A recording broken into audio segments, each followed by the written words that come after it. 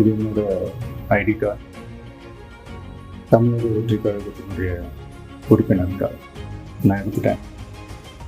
பிறப்புக்கும் எல்லா உயிருக்கும் அப்படின்ற ஒரு அடிப்படை சமத்துவ கொள்கையை ஃபாலோ பண்ணி வரப்போகிற சட்டமன்ற தேர்தலை நோக்கி என்னோட பயணத்தில் இணைஞ்சி மக்கள் பணி செய்ய நாங்கள் ஏற்கனவே வெளியிட்ட எங்கள் கட்சியினுடைய உறுதிமொழியை படிங்க.